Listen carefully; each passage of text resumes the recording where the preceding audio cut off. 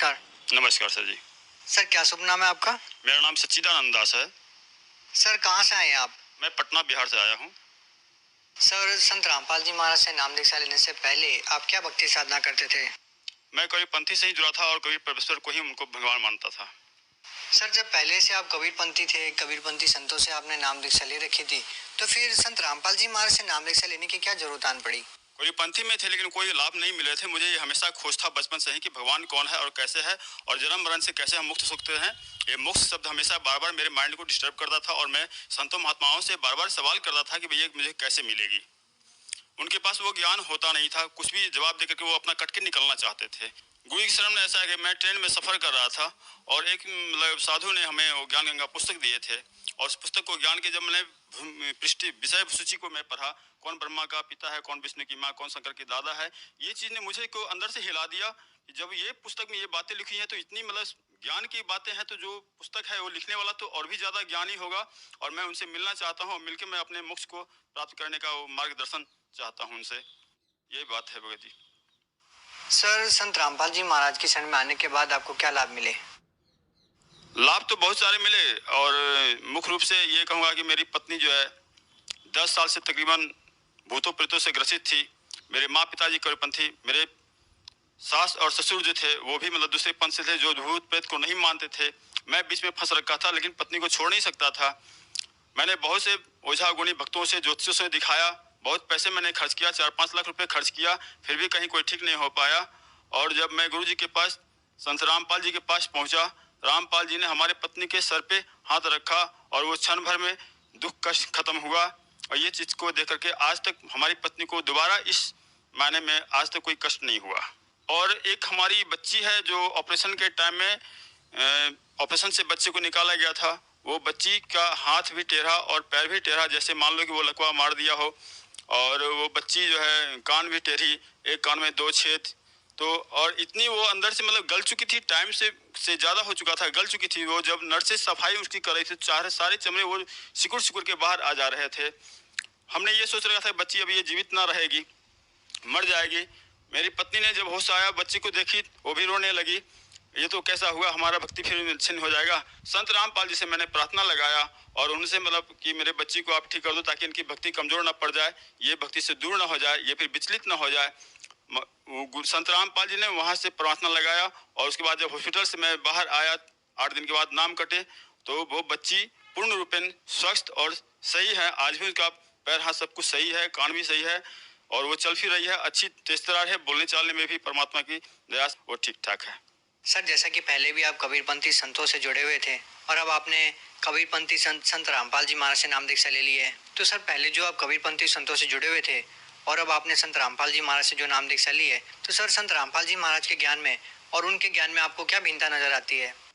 वहाँ जो मेरे अंदर सवाल था, जैसे आम समाज में ये सवाल है स्वर्ग क्या है, नर्क क्या है, पाप क्या है, पुण्य क्या है, मुझे मोक्ष कहाँ मिलेगा, भक्ति का सही मार्ग क्या है। जब ये सब बातें संतों से मैं रखता था वो संतों जवाब नहीं दे पाते थे।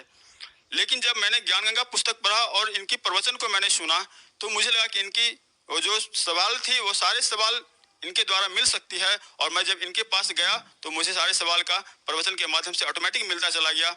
मैं जब आश्रम में गया था तो मैंने डायरी में नोट करके गया था, 35 सवाल को नोट करके गया था, लेकिन वो सारा सवाल का जवाब प्रवचन के माध्यम से मुझे मिल गया और कोई भी सवाल हमको करने की आवश्यकता नहीं हुई।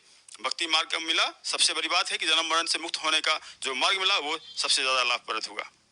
सर जैसा कि हम अमूमन देखते हैं कि अगर हम किसी भी संत के आश्रम में जाते हैं तो पहले आपको नाम दीक्षा के लिए पैसे देने पड़ते हैं, फिर वहाँ पर रुकने के लिए पैसे देने पड़ते हैं। तो सर जब आप सतलोक आश्रम बरवाला में संत रामपाल जी महाराज से नाम दीक्षा लेने के लिए गए तो सर आपसे कितने पैसे लिए? जी कोई पैसा नहीं ले गया था, कोई पैसा नहीं लिया गया था, ना खाने का पैसा, ना सोने का पैसा, ना रहने का पैसा, ना भक्ति करने का पैसा, ना नाम दीक्षा देने का पैसा। वहाँ सारे कुछ मुफ्त में थे। जो भी जैसे जाओ, अगर गरीब बच्चे हैं क्या उनके पास पैसे नहीं तो भक्ति ना रह करेंगे। ये तो हमारे संसार वाले भक्ति जो गुरु लोग हैं वो लोग अपनी व्यवस्था को बनाए रखने के लिए व्यवस्था का व्यवस्था बना रखे हैं। भक्ति तो बिना पैसा से किया जा सकता है। ये चीज तो देखने को मिला तो सिर्फ सतलोक आश्रम में ही मिला। सर क्या सतलोक आश्रम बरवाला में आपको ये चीज़ देखने को मिली कि अमीर लोगों के लिए अलग से व्यवस्था थी और गरीब लोगों के लिए अलग से व्यवस्था, या वहाँ पर कोई जातिगत भेदभाव देखने को मिला आपको? सतलोक आश्रम में कहीं कुछ ऐसा नहीं मिला। जाति भावना से कोई किसी को दूसरी नजर से ना देखते हैं, ना कोई किसी से, इतनी मर्यादा है कि वहाँ कोई किसी से जात पूछ नहीं पाते हैं। इसलिए प्रेम है वहाँ की, ये प्रेम बस भी किसी से नहीं पूछ पाते हैं। चाहे वो कलेक्टर हो, चाहे वो आईएएस हो, चाहे एक छोटा सा मजदूर किसान हो या लेबर मजदूर हो, वो सारे एक ही फर्श पर, एक ही दरी पर बैठ करके गुरु जी के प्रवचन सुना करते थे। सर, संत रामपाल जी महाराज का एक समाज सुधार में क्या योगदान है? बहुत बड़ा योगदान है। सबसे प्रथम पूरे भगत को नशा मुक्त करना, ये प्रथम बात है। दूसरी बात, हमारे समाज की जो कुरीति है दहेज लेना और दहेज देना, ये दूसरी चीज को बंद गुरु जी ने करवा दिया, रामपाल जी ने करवा दिया। फिर तीसरी चीज है कि जाति को, जो हमारे जाति की वजह से एक दूसरे को दूसरे गलत नजर से या ऊंच नीच की नजर से हम देखते हैं, ये व्यवस्था यहाँ बंद करवा दिए। वे वजह जो खर्च होते हैं शादी ब्याह में, उसको उन्होंने बंद करवा दिया। वे वजह जो पर्व त्योहार में खर्च होते हैं, जिनसे कोई लाभ नहीं मिल पाता है, हम अपने आर्थिक स्थिति कमजोर कर लेते हैं संसार में रह करके, ये झूठी पूजो पठार में रह करके, तो ये चीज हमने बंद करवा दिया। सर, जैसा कि देखने को मिलता है कि संत रामपाल जी महाराज से जो भी श्रद्धालु नाम दीक्षा लेता है वो नशा त्याग देता है। सर, क्या आप भी पहले कोई नशा करते थे? जी, मैं नशा के रूप में तंबाकू और सिगरेट लेता था। बाकी तो सारे जो कबीरपंथी वाले हैं मीट मांस नहीं खाते हैं और कोई दारू शराब ये सब नहीं पीते। मैं पहले से भी नहीं करता था। सर, क्या अभी भी आप बीड़ी सिगरेट पीते हैं? जी नहीं, बिल्कुल नहीं। तो सर, आखिर संत रामपाल जी महाराज ने क्या ऐसी जड़ी बूटी दी कि उनसे नाम दीक्षा लेने मात्र से ही आपने सभी नशों को छोड़ दिया? उनकी मंत्र की ये पावर है कि अपनी इच्छा शक्ति कमजोर हो जाती है और वो अपने आप छूट जाता है। सर, आप भगत समाज को क्या संदेश देना चाहते हैं?